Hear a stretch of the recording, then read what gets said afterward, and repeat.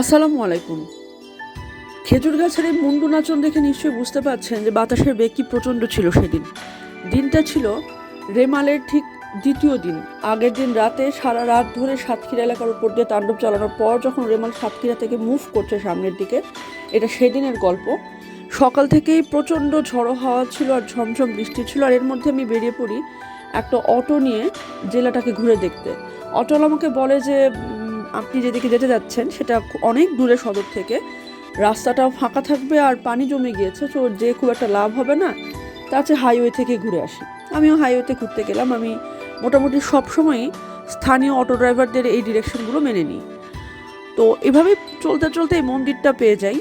মন্দিরের চেয়ে মন্দিরের উপরে এই বটগাছটা আমাকে বেশি অ্যাট্রাক্ট করে, আর এটার পাশেই I faced a doom yet again, আমার লাইফের একটা ভ্রমণ দুর্ঘটনা যেখানে আমি কাদায় পিছলে পড়ে যাই। সারপ্রাইজিংলি আমি শরীরে তো কোনো ব্যথা পাইনি, কিন্তু আমার পরনের যে পোশাক ছিল, আমার হাতের হ্যান্ডব্যাগ, আমার ফোন, সব কিছু কাদায় এমনভাবে মাখামাখি হয় যে এই সাদা টপটা আমাকে ছেড়েই দিতে হয়েছে শেষ পর্যন্ত। এটা আর ইউজ করা যাবে না, 2-3 বার ধোয়ার পরও কোনো লাভ হয়নি।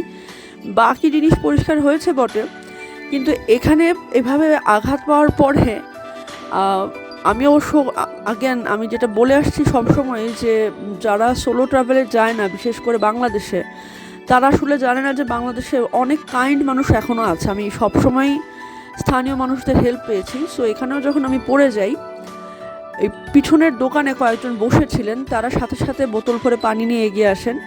আর যে পুকুরটা দেখলেন মন্দিরের পাশে, পুকুরে একজন বৃদ্ধ গোসল করছিলেন, উনি এক বালতি পানি আমাকে তুলে দেন আমার শরীরটা কাপড়গুলো পরিষ্কার করার জন্য।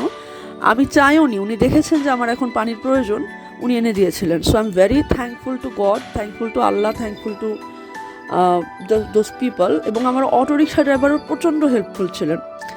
সো এসব কারণে আমার আসলে সোলো ট্রাভেল করতে ভালো লাগে। তো এরপরে আমার মাঝে সামহাও একটু মনটাও খারাপ হয়ে যায়, রোগও চেপে যায়, আর আমি বৃষ্টির কোনো বারণ না মেনে ব্যাস অটোরিকশাকে বলে আপনি চলতে থাকেন। ওনারও হয়তো মনটা একটু ভেঙে গিয়েছিল যে আমরা একটা বেড়ানোর উদ্দেশ্যে বেরোলাম আর শুরুতে এরকম একটা অ্যাক্সিডেন্ট হয়ে গেল, which was completely undesirable of course. তো উনিও ভিজছিলেন, আমিও ভিজছিলাম, দুজনে ভিজে এতই সপসপে ছিলাম যে আমরা এরপরে যেখানে লাঞ্চ করতে যাই, আমার কাপড় থেকে পানি পড়তেই থাকে। সাম ফর্চুনেট রিজন